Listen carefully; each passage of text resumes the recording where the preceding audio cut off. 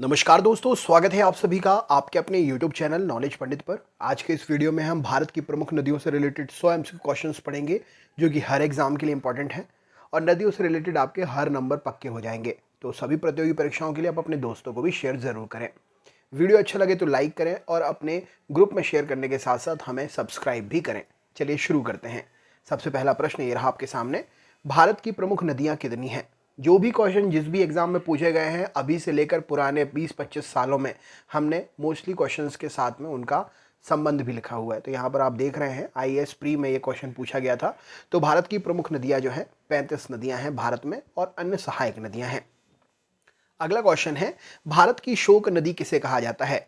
तो भारत की शोक नदी के नाम से कर्मनासा नदी, यहां देखिए आपसे पूछा गया है भारत की शोक नदी, भारत की शोक नदी कर्मनासा नदी को कहा जाता है। अगला क्वेश्चन है आपके सामने, भारत की कौन सी नदी डेल्टा नहीं बनाती है? भारत की कौन सी नदी डेल्टा नहीं बनाती है? तो राइट आंसर है नर्मदा और ताप्ती नदी एस्चुरी बनाती हैं, डेल्टा नहीं बनाती हैं, डायरेक्ट ऊपर पर्वत से नीचे सागर में समाती हैं। नेक्स्ट क्वेश्चन देख लेते हैं। अगला प्रश्न है, भारत में तलछट को परिवाहित करने वाली प्रमुख नदी कौन सी है? तलछट को परिवाहित करने वाली प्रमुख नदी भारत में कौन सी है? तो भारत में तलछट को परिवाहित करने वाली प्रमुख नदी ब्रह्मपुत्र नदी है। नेक्स्ट क्वेश्चन है, भारत की राष्ट्रीय नदी किसे कहा गया है? तो भारत की राष्ट्रीय नदी गंगा नदी को कहा गया है। अगला क्वेश्चन आपके सामने है, दक्षिण भारत के पठारी प्रदेश को कौन सी नदी दो भागों में विभाजित करती है?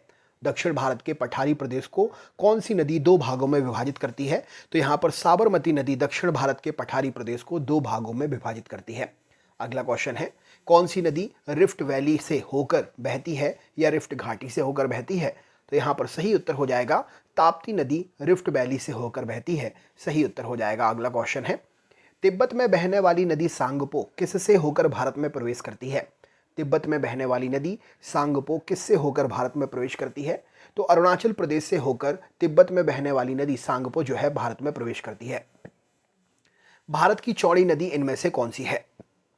भारत की चौड़ी नदी इनमें से कौन सी है? तो ब्रह्मपुत्र नदी भारत की चौड़ी नदी है। नेक्स्ट क्वेश्चन देख लेते हैं, कौन सी नदी विंध्य तथा सतपुड़ा पर्वत श्रृंखला के मध्य से होकर गुजरती है? तो विंध्य और सतपुड़ा पर्वत श्रृंखला के मध्य से होकर गुजरती है नर्मदा नदी। दोस्तों प्लीज शेयर करिएगा, आपके सपोर्ट की आवश्यकता है। आपके सपोर्ट के बिना ना पहले हम कुछ थे ना आगे कुछ हो पाएंगे, तो प्लीज सपोर्ट करिए, शेयर करिए। नेक्स्ट क्वेश्चन देख लेते हैं, प्रायद्वीपीय भारत की सबसे बड़ी नदी कौन सी है? तो प्रायद्वीपीय भारत की सबसे बड़ी नदी गोदावरी नदी को माना जाता है। अगला क्वेश्चन है, कौन सी नदी यमुना नदी में नहीं मिलती है? कौन सी नदी यमुना नदी में नहीं मिलती है? तो राइट आंसर हो जाएगा सोन नदी यमुना नदी में नहीं, गंगा नदी में जाकर मिलती है। अगर आपको पता है सोन नदी भारत के किस प्रांत में जाकर गंगा से मिलती है तो कमेंट करके बताइए। नेक्स्ट क्वेश्चन है, कौन सी नदी पश्चिम की ओर से बहते हुए अरब सागर में प्रवेश करती है? तो पश्चिम की ओर से बहते हुए अरब सागर में प्रवेश करती है नर्मदा नदी। नेक्स्ट क्वेश्चन देख लेते हैं, किस नदी को उसकी पवित्रता के कारण दक्षिण भारत की गंगा कहा गया है? तो उसकी पवित्रता के कारण दक्षिण भारत की गंगा कहा गया है कावेरी नदी को। नेक्स्ट क्वेश्चन है, कौन सी नदी ज्वार नदमुख का निर्माण करती है? तो ज्वार नदमुख का निर्माण करने वाली नदी है नर्मदा नदी, राइट आंसर हो जाएगा। अगला क्वेश्चन है, कौन सी नदी हिमालय से परे की नदी है? कौन सी नदी हिमालय से परे की नदी है? तो सतलज नदी हिमालय से परे की नदी है। अगला क्वेश्चन है, नदियों को जोड़ने की योजना का प्रस्ताव किसके शासन में रखा गया था? नदियों को जोड़ने की योजना का प्रस्ताव किसके शासनकाल में रखा गया था? तो राजग सरकार के शासनकाल में नदियों को जोड़ने का प्रस्ताव रखा गया था, राइट आंसर हो जाएगा नदियों को जोड़ने का प्रस्ताव राजग सरकार के समय में रखा गया था। नेक्स्ट क्वेश्चन देख लेते हैं। अगला प्रश्न ये रहा आपके सामने, कौन सी नदी भेड़ाघाट के समीप कपिलधारा जलप्रपात का निर्माण करती है? कौन सी नदी भेड़ाघाट के समीप कपिलधारा जलप्रपात का निर्माण करती है? सही उत्तर क्या हो जाएगा? तो भेड़ाघाट के समीप कपिलधारा जलप्रपात का निर्माण नर्मदा नदी करती है, राइट आंसर हो जाएगा। नेक्स्ट क्वेश्चन देख लेते हैं, नर्मदा नदी के संबंध में इनमें से कौन सी बात सही है? नर्मदा नदी के संबंध में इनमें से कौन सी बात सही है? तो यहां पर राइट आंसर हो जाएगा इसके किनारे प्रसिद्ध महाकालेश्वर, इनमें से कौन सी बात सही है? अमरकंटक से निकलती है, बिल्कुल सही है। यह मार्बल रॉक्स के समूह के बीच से बहती है, बिल्कुल सही है। इस नदी पर प्रसिद्ध सरदार सरोवर बांध बनाया जा रहा है, बिल्कुल सही है। नर्मदा नदी के संबंध में क्या सही नहीं है? क्वेश्चन यहाँ पर मिसप्रिंट हो गया है, सुधार लीजिए, क्योंकि महाकालेश्वर मंदिर क्षिप्रा नदी के किनारे है, ना कि नर्मदा नदी के किनारे, तो यहाँ पर आप सही कर लीजिएगा।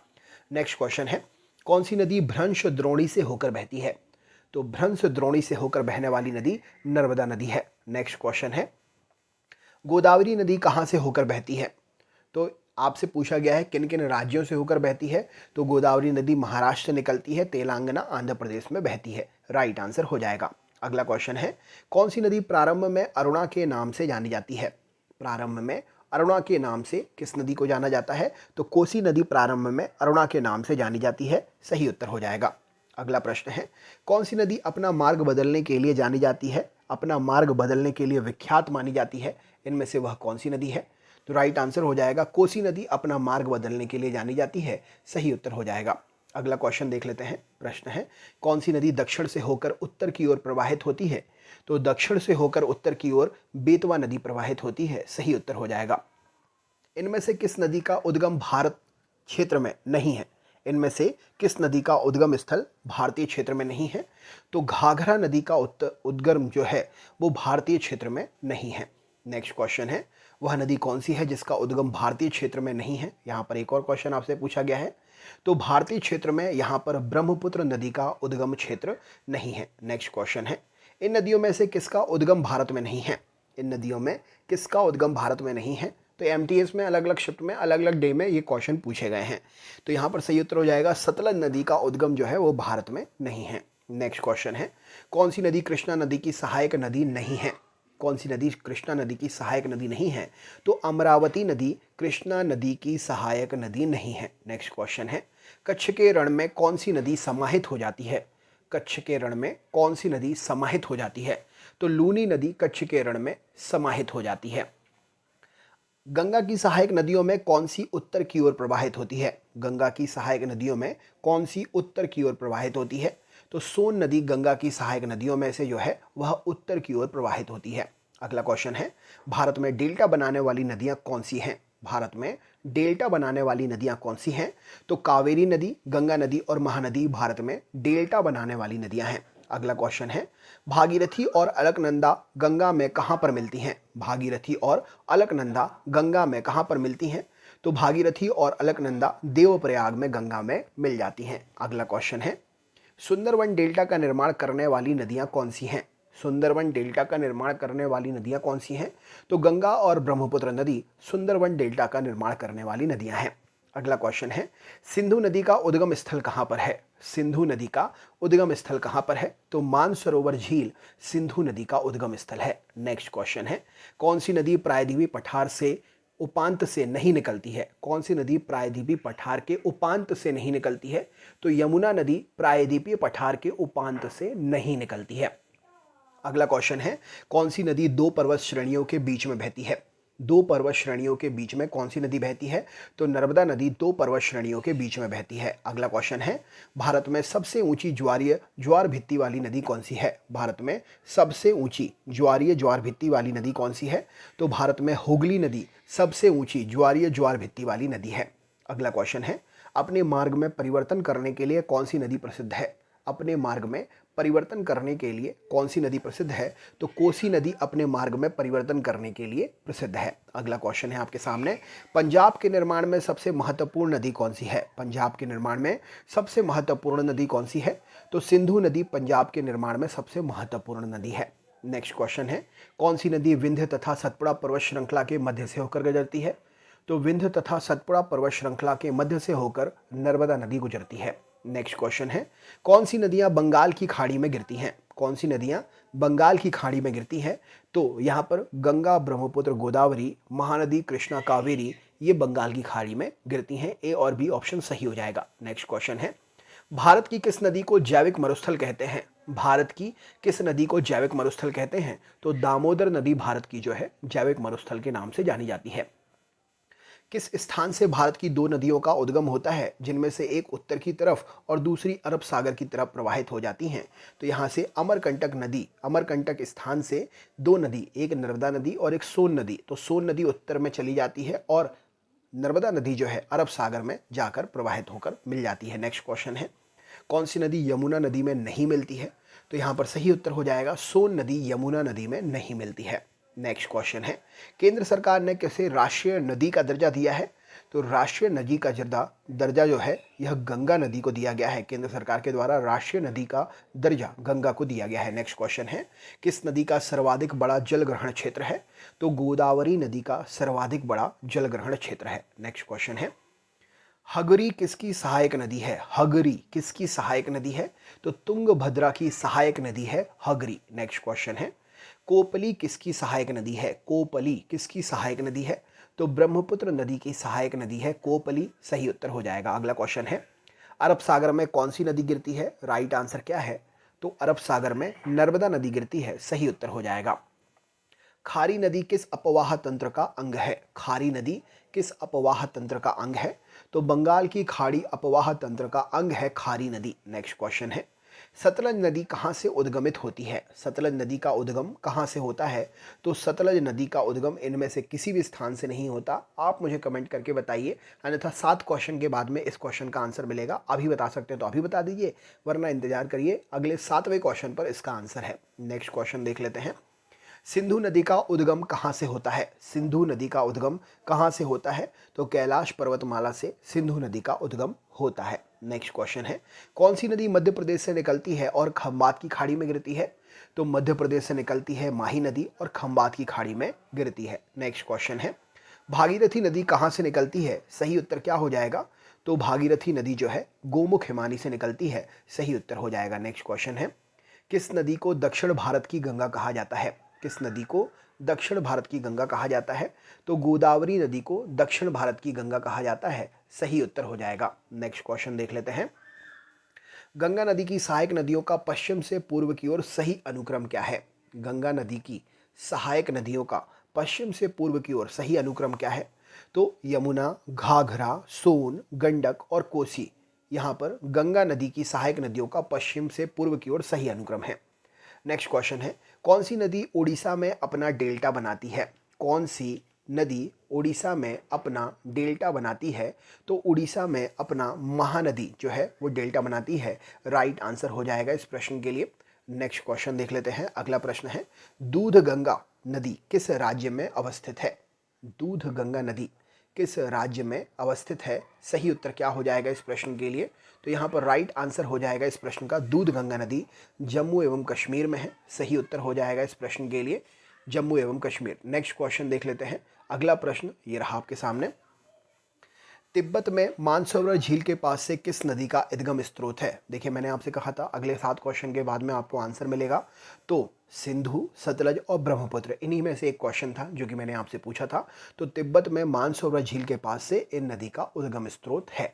नेक्स्ट क्वेश्चन देख लेते हैं, कौन सी नदी हिमालय से परे की नदी, मतलब हिमालय से पूर्व की नदियां हैं? तो यहाँ पर राइट आंसर हो जाएगा सतलज नदी हिमालय से परे की नदी है। सही उत्तर हो जाएगा इस प्रश्न का। और कौन सी नदियाँ हिमालय से परे की नदियाँ कहलाती हैं, कमेंट करके बताइए। नेक्स्ट क्वेश्चन देख लेते हैं। अगला प्रश्न है, इंदौर के समीप स्थित जानापाव पहाड़ी स्रोत किस नदी का है? तो इंदौर के समीप स्थित जानापाव पहाड़ी स्रोत जो है चंबल नदी का उद्गम स्रोत है। चंबल नदी का उद्गम स्रोत है। नेक्स्ट क्वेश्चन है, कौन सी नदी विंध्य सतपुड़ा पर्वत श्रेणियों के बीच से होकर बहती है? तो विंध्य और सतपुड़ा पर्वत श्रेणियों के बीच से नर्मदा नदी होकर बहती है। नेक्स्ट क्वेश्चन है, पश्चिम की ओर बहने वाली नदियों का उनके नदी बेसिन के घटते आकार के आधार पर सही अनुक्रम क्या होगा? तो पश्चिम की ओर बहने वाली नदियों में उनके नदी बेसिन के घटते आकार पर अगर सही अनुक्रम देखा जाए तो पहले नर्मदा, ताप्ती, माही और साबरमती। यहाँ पर ऑप्शन नंबर नर्मदा, तापी, माही और साबरमती सही उत्तर हो जाएगा। भारत की बृहत्तम नदी कौन सी है? भारत की बृहत्तम नदी कौन सी है? तो गंगा नदी भारत की बृहत्तम नदी है। नेक्स्ट क्वेश्चन है, किस नदी का उद्गम भारत में नहीं है? किस नदी का उद्गम भारत में नहीं है? तो ब्रह्मपुत्र नदी का उद्गम भारत में नहीं है। नेक्स्ट क्वेश्चन है, अंतःस्थलीय अपवहन नदी का उदाहरण कौन सा है? तो अंतःस्थलीय अपवहन नदी का उदाहरण घग्गर नदी है। सही उत्तर हो जाएगा। नेक्स्ट क्वेश्चन है, भारत में कौन सी सबसे लंबी नदी है? तो गोदावरी भारत में सबसे लंबी नदी है। नेक्स्ट क्वेश्चन देखते हैं, ऑप्शन के अकॉर्डिंग बात हो रही है यहाँ पर। बिहार में बहने वाली नदियों में किसका उद्गम अमरकंटक में है?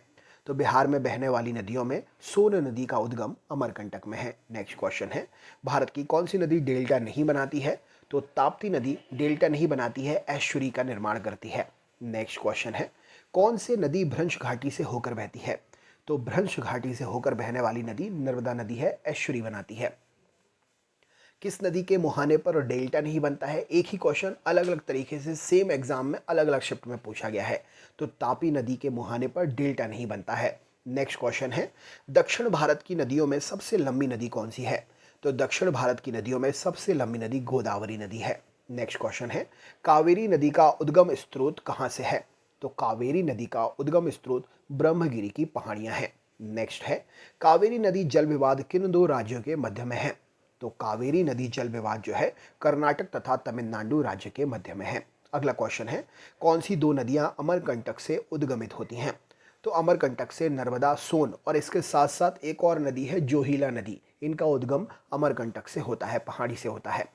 दामोदर नदी कहाँ से निकलती है? तो दामोदर नदी छोटा नागपुर पठार से निकलती है। अगला क्वेश्चन है, कौन सी नदी हिमालय के पार से निकलती है? तो हिमालय से पहले की नदी सिंधु नदी है। अगला क्वेश्चन है, सिंधु नदी का कौन सी सहायक नदी जो हिमाचल प्रदेश से होकर बहती है? तो सिंधु नदी की सहायक नदी जो हिमाचल प्रदेश से होकर बहती है वह है सतलज नदी। विश्व का बृहत्तम डेल्टा किसके द्वारा निर्मित होता है? तो विश्व का बृहत्तम डेल्टा गंगा एवं ब्रह्मपुत्र के द्वारा निर्मित होता है। नेक्स्ट क्वेश्चन है, बिहार में बहने वाली नदियों में किसका उद्गम अमरकंटक से है? तो बिहार में बहने वाली नदियों में सोन नदी का उद्गम अमरकंटक से है। अगला क्वेश्चन है, मानस किसकी सहायक उपनदी है? मानस किसकी सहायक उपनदी है? तो मानस ब्रह्मपुत्र की सहायक उपनदी है। सही उत्तर हो जाएगा। कौन सी नदी भ्रंश द्रोणी से होकर बहती है? सही उत्तर क्या है? तो भ्रंश द्रोणी से होकर बहने वाली नदी नर्मदा नदी है। सही उत्तर है। नेक्स्ट क्वेश्चन है, कौन सी नदी सबसे अधिक पथ परिवर्तन करती है? तो सबसे अधिक पथ परिवर्तन कोसी नदी करती है। सही उत्तर हो जाएगा। हिमालय काटकर एवं बहकर आने वाली नदियां कौन सी है? यानी कि हिमालय की परे नदियां। तो हिमालय काटकर और बहकर आने वाली नदियां ब्रह्मपुत्र, सतलुज और सिंधु हैं। अगला क्वेश्चन है, बिभ्रंश घाटी से होकर बहने वाली नदी कौन सी है? तो बिभ्रंश घाटी से होकर बहने वाली नदी नर्मदा नदी है। राइट आंसर हो जाएगा। प्रायद्वीपीय भारत की सबसे बड़ी नदी कौन सी है? तो प्रायद्वीपीय भारत की सबसे बड़ी नदी गोदावरी नदी है। नेक्स्ट क्वेश्चन है, इनमें से कौन भूमि बंधित नदी है? तो यहाँ पर सही उत्तर हो जाएगा लूनी नदी भूमि बंधित नदियों में से एक है। सही उत्तर हो जाएगा। अगला क्वेश्चन देख लेते हैं, भारत की सबसे बड़ी वाह नदी कौन सी है जो सबसे ज़्यादा क्षेत्र पर बहती है? तो गंगा नदी ऑप्शन के अकॉर्डिंग भारत की सबसे बड़ी वाह नदी है। अगला क्वेश्चन है, प्रायद्वीपीय भारत की सबसे बड़ी नदी कौन सी है? प्रायद्वीपीय भारत की सबसे बड़ी नदी कौन सी है? तो गोदावरी नदी प्रायद्वीपीय भारत की सबसे बड़ी नदी है। नेक्स्ट है, अमरकंटक में कौन सी नदी का उद्गम होता है? तो अमरकंटक में नर्मदा नदी का उद्गम होता है। नेक्स्ट क्वेश्चन है, भारत में यरलुंग जंगबो नदी किस नाम से जानी जाती है? तो भारत में यरलुंग जंगबो नदी ब्रह्मपुत्र के नाम से जानी जाती है। अमरकंटक के पठार से कौन सी नदी निकलती है? तो अमरकंटक के पठार से सोन, नर्मदा और यहाँ पर ऑप्शन जो महानदी दिया हुआ है, ये छत्तीसगढ़ का मिश्रित एरिया जो है, जो अमरकंटक पठार से संबंधित है, उस एरिया की बात हो रही है। तो यहाँ पर नर्मदा, सोन तो आपके लिए हमेशा मिलेगा ऑप्शन में, महानदी रेयर ही ऑप्शन में मिलेगा। नेक्स्ट क्वेश्चन देख लेते हैं, बद्रीनाथ का प्रसिद्ध मंदिर किस नदी के तट पर स्थित है? तो बद्रीनाथ का प्रसिद्ध मंदिर अलकनंदा नदी के तट पर है। अगला क्वेश्चन है, केदारनाथ का प्रसिद्ध मंदिर किस नदी के तट पर है? तो केदारनाथ का प्रसिद्ध मंदिर मंदाकिनी नदी के तट पर है। नेक्स्ट है, भारत की कौन सी नदी उल्टी बहती है? तो भारत की नर्मदा नदी उल्टी बहती है। सही उत्तर हो जाएगा। नेक्स्ट क्वेश्चन है, भारत की पवित्र नदी कौन सी है? तो भारत की पवित्र नदी गंगा नदी को कहा जाता है। नेक्स्ट क्वेश्चन है, भारत की प्रमुख नदी इनमें से कौन सी है? भारत की प्रमुख नदी इनमें से कौन सी है? तो गंगा नदी भारत की प्रमुख नदी है। नेक्स्ट है, कावेरी नदी कहाँ पर गिरती है? यानी कि उसको किस नदी में या कहाँ पर जाकर मिलती है? तो कावेरी नदी बंगाल की खाड़ी में जाकर मिलती है, बंगाल की खाड़ी में गिरती है। नेक्स्ट क्वेश्चन है, बेतवा नदी किससे मिलती है? तो बेतवा नदी यमुना से जाकर मिलती है, बेतवा यमुना की सहायक नदी है। नेक्स्ट क्वेश्चन है, भारत में सबसे बड़ा नदी मुख किस नदी के मुख पर है? तो भारत का सबसे बड़ा नदी मुख हुगली नदी के मुख पर है। हुगली नदी कहाँ पर, किस राज्य में है? कमेंट करके बताइए। तो ये आपके 100 क्वेश्चन थे। कैसा लगा वीडियो कमेंट करके ज़रूर बताएं। चैनल पर नए हैं सब्सक्राइब करें, लाइक करें, शेयर करें, सपोर्ट करें। बहुत बहुत धन्यवाद। जय हिंद, जय भारत, नमस्कार। नमस्कार दोस्तों, स्वागत है आप सभी का आपके अपने YouTube चैनल नॉलेज पंडित पर। दोस्तों, इस वीडियो में हम पॉलिटी जीके के मोस्ट इंपॉर्टेंट क्वेश्चंस कवर करेंगे। 50 क्वेश्चन का ये वीडियो हर एग्जाम के लिए इंपॉर्टेंट है। पॉलिटी जीके का वो सेक्शन है जो आजकल हर एग्जाम में पूछा जाता है। तो आप चेक करिए कितने क्वेश्चंस आपसे बनते हैं, क्योंकि रिपीटेड क्वेश्चन इस एग्जाम के आपके लिए इस वीडियो में लेकर आए हैं हम। जो भी एग्जाम आप स्क्रीन पर देख रहे हैं, हर एग्जाम में पूछे हुए प्रश्न हैं। तो चलिए शुरू करते हैं। चैनल पर अगर आप नए हैं तो सब्सक्राइब करना ना भूलें, लाइक करें, शेयर करें और प्लीज़ सपोर्ट करें, क्योंकि आपके सपोर्ट के बिना ना हम कल थे, ना आगे रहेंगे, ना आज हैं। तो सपोर्ट करिए, हमारे लिए अपना सपोर्ट ज़रूर दें लाइक और शेयर के माध्यम से। चलिए शुरू करते हैं। सबसे पहला प्रश्न ये रहा आपके सामने, गदर पार्टी का मुख्यालय कहाँ पर स्थित है? गदर पार्टी का मुख्यालय कहाँ पर स्थित है? मोस्ट कॉमन क्वेश्चन पॉलिटी का। तो गदर पार्टी का मुख्यालय सैन फ्रांसिस्को में स्थित है। अगला क्वेश्चन आपके सामने है, कानून के समान संरक्षण इस वाक्य को कहाँ से लिया गया है? कानून के समान या कानून के समक्ष संरक्षण, इस वाक्य को लिया गया है अमेरिका के संविधान से। राइट आंसर हो जाएगा। नेक्स्ट क्वेश्चन देख लेते हैं। फूट डालो और शासन करो की नीति किसने अपनाई थी? फूट डालो और शासन करो की नीति किसने अपनाई थी? तो यहाँ पर लॉर्ड कर्जन ने फूट डालो और शासन करो की नीति अपनाई थी। अगला क्वेश्चन है, संयुक्त राष्ट्र संघ किस वर्ष अस्तित्व में आया था? संयुक्त राष्ट्र संघ किस वर्ष अस्तित्व में आया था? तो संयुक्त राष्ट्र संघ 1945 में अस्तित्व में आया था। अगला क्वेश्चन है, मेरे पास खून पसीना और आंसू के अतिरिक्त देने के लिए कुछ भी नहीं है, ये वाक्य किसने कहा था?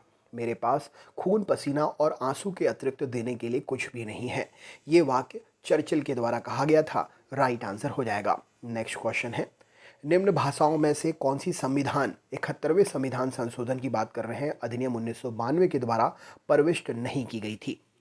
तो यहाँ पर सही उत्तर हो जाएगा डोगरी भाषा संविधान का 71वां संशोधन जो कि था 1992 में, उसके द्वारा प्रविष्ट नहीं की गई थी। अगला क्वेश्चन है, 1949 के मूल संविधान में भाग डी में निम्न में से कौन सा एकमात्र क्षेत्र शामिल था?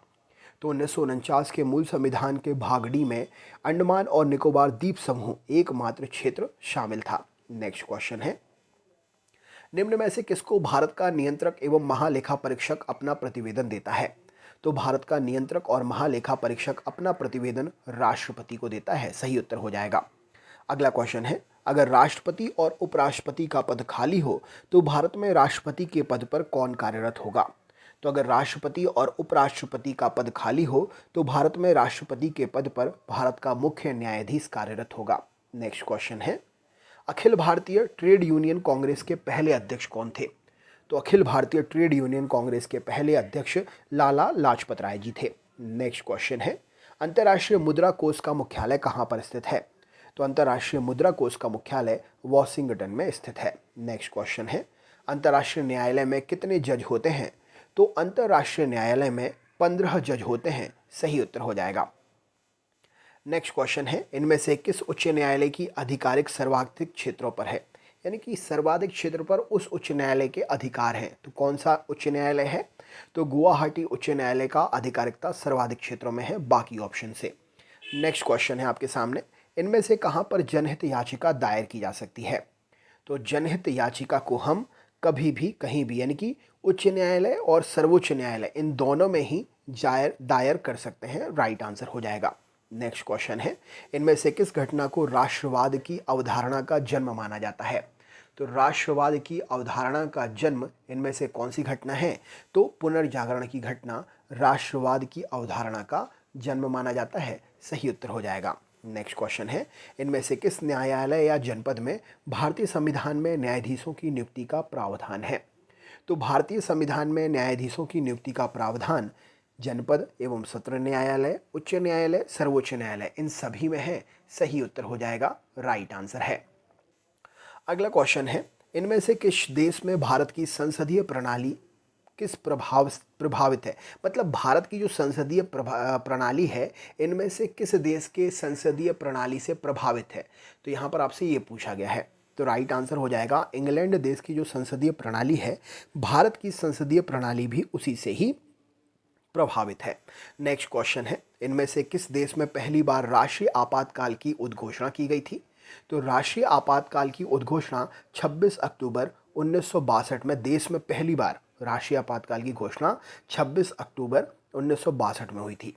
नेक्स्ट क्वेश्चन है, इनमें से किस राज्य में पंचायती राज्य प्रणाली नहीं है? इनमें से किस राज्य में पंचायती राज प्रणाली नहीं है? तो अरुणाचल प्रदेश में पंचायती राज प्रणाली नहीं है। नेक्स्ट क्वेश्चन है, नीति आयोग की स्थापना किस वर्ष हुई थी? नीति आयोग की स्थापना किस वर्ष हुई थी? तो 1 जनवरी 2015 को नीति आयोग की स्थापना हुई थी। नेक्स्ट क्वेश्चन है, प्रतिभा पाटिल को किस वर्ष भारत की पहली महिला राष्ट्रपति चुना गया था? तो प्रतिभा पाटिल को 2007 में भारत की पहली महिला राष्ट्रपति चुना गया था। नेक्स्ट है, इनमें से किस समिति के सदस्य राज्यसभा से नहीं लिए जाते हैं? तो राज्यसभा से प्राक्कलन समिति के सदस्य नहीं लिए जाते हैं। अगला क्वेश्चन है, भारत की स्वतंत्रता के समय गवर्नर जनरल कौन था? तो भारत की स्वतंत्रता के समय लॉर्ड माउंटबेटन भारत का गवर्नर जनरल था। नेक्स्ट क्वेश्चन है, भारत की संविधान सभा ने किस वर्ष राष्ट्रीय गान को स्वीकार किया था? तो भारत की संविधान सभा ने 1952 में राष्ट्रीय गान को स्वीकार किया था। अगला क्वेश्चन है, भारत में राष्ट्रपति के द्वारा लोकसभा और राज्यसभा में मनोनीत किए जाने वाले सदस्यों की संख्या कितनी है? तो भारत में राष्ट्रपति के द्वारा लोकसभा और राज्यसभा में मनोनीत किए जाने वाले सदस्यों की संख्या 2 से लेकर 12 तक। राइट आंसर, राज्यसभा में 2 और लोकसभा में 2 और राज्यसभा में 12। अगला क्वेश्चन है, नेक्स्ट है, भारत में मौलिक अधिकारों की सुरक्षा के लिए न्यायालय कितने प्रकार से लेख जारी कर सकता है? तो मौलिक अधिकारों की सुरक्षा के लिए न्यायालय जो है 5 प्रकार से लेख जारी कर सकता है। अगला क्वेश्चन है, भारत में सर्वोच्च न्यायालय में न्यायाधीशों की नियुक्ति इनमें से किस देश की न्याय प्रणाली से ली गई है? तो भारत में सर्वोच्च न्यायालय में न्यायाधीशों की नियुक्ति फ्रांस देश की न्याय प्रणाली से ली गई है। अगला क्वेश्चन है, भारतीय राष्ट्रीय कांग्रेस का प्रथम अध्यक्ष कौन था? तो भारतीय राष्ट्रीय कांग्रेस के प्रथम अध्यक्ष WC बनर्जी थे। नेक्स्ट है, भारतीय जनसंघ की स्थापना किस वर्ष हुई थी? तो भारतीय जनसंघ की स्थापना 21 अक्टूबर 1951 को हुई थी। नेक्स्ट है, भारत सरकार द्वारा केंद्रीय जांच ब्यूरो की स्थापना किस वर्ष हुई थी? तो भारत सरकार के द्वारा केंद्रीय जांच ब्यूरो की स्थापना 1963 में हुई थी। नेक्स्ट है, इनमें से कौन लोकसभा के निर्वाचन क्षेत्र का परिसीमन करता है? तो लोकसभा के निर्वाचन क्षेत्र का परिसीमन आयोग करता है। नेक्स्ट है, इनमें से कौन राष्ट्रीय स्वयंसेवक संघ के संस्थापक हैं? तो राष्ट्रीय स्वयंसेवक संघ के संस्थापक केशव बलिराम हेडगेवार जी हैं। नेक्स्ट है, मध्य प्रदेश के प्रथम मुख्यमंत्री कौन थे? यहाँ पर राज्य विशेष का क्वेश्चन है, मध्य प्रदेश के प्रथम मुख्यमंत्री कौन थे? तो रविशंकर शुक्ल जी मध्य प्रदेश के प्रथम मुख्यमंत्री थे। अगला क्वेश्चन आपके सामने है, मार्ले मिंटो सुधार बिल किस वर्ष में पारित हुआ था? मार्ले मिंटो सुधार बिल किस वर्ष में पारित हुआ था? तो राइट आंसर हो जाएगा, मार्ले मिंटो सुधार बिल जो है 1909 में पारित हुआ था। सही उत्तर हो जाएगा 1909, यहाँ पर राइट आंसर है। अगला क्वेश्चन देख लेते हैं। अगला प्रश्न आपके सामने है, इनमें से कौन भारत के संविधान में व्याख्याकार और संरक्षक है? भारत के संविधान का व्याख्याकार और संरक्षक इनमें से कौन है? तो भारत के संविधान का व्याख्याकार और संरक्षक सर्वोच्च न्यायालय है। सही उत्तर हो जाएगा। अगला क्वेश्चन है, राज्यसभा का उम्मीदवार होने के लिए अल्पतम उम्र कितनी होनी चाहिए? तो राज्यसभा का उम्मीदवार होने के लिए कम से कम 35 वर्ष उम्र होनी चाहिए। नेक्स्ट है आपके सामने, इनमें से कौन भारत के कार्यवाहक मुख्य न्यायाधीश की नियुक्ति करता है? तो भारत के कार्यवाहक मुख्य न्यायाधीश की नियुक्ति भारत के राष्ट्रपति करते हैं। नेक्स्ट है अगला प्रश्न, रेड क्रॉस का संस्थापक कौन है? रेड क्रॉस का संस्थापक कौन है? राइट आंसर क्या हो जाएगा इस प्रश्न के लिए? तो रेड क्रॉस का संस्थापक JH ड्यूनॉन्ट है। सही उत्तर हो जाएगा JH ड्यूनॉन्ट। नेक्स्ट क्वेश्चन देख लेते हैं, विश्व के किस देश में संविधान से भारत के संविधान की संशोधन प्रक्रिया प्रभावित है? तो भारत के संविधान की संशोधन प्रक्रिया इनमें से कौन से देश की? तो दक्षिण अफ्रीका देश के संविधान के संशोधन से भारत के संविधान संशोधन की प्रक्रिया जो प्रभावित है। नेक्स्ट क्वेश्चन है, सर्वपल्ली राधाकृष्णन को किस वर्ष भारत का पहला उपराष्ट्रपति चुना गया था? तो सर्वपल्ली राधाकृष्णन को भारत का उपराष्ट्रपति पहला 1952 में चुना गया था। सही उत्तर हो जाएगा। अगला क्वेश्चन है, संयुक्त राष्ट्र से जुड़ा पहला विशिष्ट संगठन कौन सा है? तो संयुक्त राष्ट्र से जुड़ा भारत का पहला संयुक्त राष्ट्र से जुड़ा पहला विशिष्ट संगठन कौन सा है?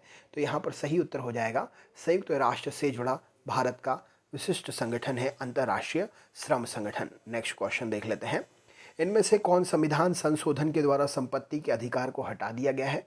तो संविधान संशोधन के द्वारा 44वां संविधान संशोधन था जिसके द्वारा संपत्ति के अधिकार को हटा दिया गया है। राइट आंसर हो जाएगा। नेक्स्ट क्वेश्चन है, उच्चतम न्यायालय के न्यायाधीशों की संख्या में बढ़ोतरी करने का अधिकार किसके पास होता है? तो उच्चतम न्यायालय के न्यायाधीशों की संख्या में बढ़ोतरी करने का अधिकार संसद के पास होता है। नेक्स्ट है, किस वर्ष भारत में नई संसदीय समिति प्रणाली की शुरुआत हुई थी? तो भारत में नई संसदीय समिति प्रणाली की शुरुआत 1951 में हुई थी। संयुक्त राष्ट्र संघ की आम सभा की अध्यक्ष एकमात्र भारतीय महिला कौन थी? तो संयुक्त राष्ट्र संघ की आम सभा की अध्यक्ष एकमात्र भारतीय महिला विजय लक्ष्मी पंडित जी थी। नेक्स्ट क्वेश्चन है, किस वर्ष अंतिम रूप से संविधान को संविधान सभा ने पारित किया था? तो संविधान को अंतिम रूप से संविधान सभा ने 26 नवंबर 1949 को पारित किया था। समाजवादी व्यवस्था स्थापित करने की प्रेरणा कौन देता है? तो समाजवादी व्यवस्था स्थापित करने की प्रेरणा नीति निर्देशक तत्व देते हैं। नेक्स्ट क्वेश्चन है, किसने कहा था कि गांधी जी ने राष्ट्रीय आंदोलन को एक क्रांतिकारी आंदोलन और जन आंदोलन का रूप दे दिया है? तो गांधी जी ने राष्ट्रीय आंदोलन को एक क्रांतिकारी आंदोलन और जन आंदोलन का रूप दे दिया है। कूपलैंड ने ये बात कही थी। नेक्स्ट है, संसदीय शासन प्रणाली सर्वप्रथम किस देश में विकसित हुई थी? तो ब्रिटेन में सबसे पहले संसदीय शासन प्रणाली विकसित हुई थी। संविधान सभा की राज्य समिति के अध्यक्ष कौन थे? तो संविधान सभा की राज्य समिति के अध्यक्ष जवाहरलाल नेहरू जी थे। तो दोस्तों ये थे आपके 50 पॉलिटी जीके के क्वेश्चंस। वीडियो कैसा लगा कमेंट करके ज़रूर बताएं। चैनल पर अगर नए हैं सब्सक्राइब करना ना भूलें, बेल आइकन ऑन करें और अपने ग्रुप में अपने दोस्तों को ज़रूर शेयर करें। चलिए मिलते हैं नेक्स्ट वीडियो में। बहुत बहुत धन्यवाद।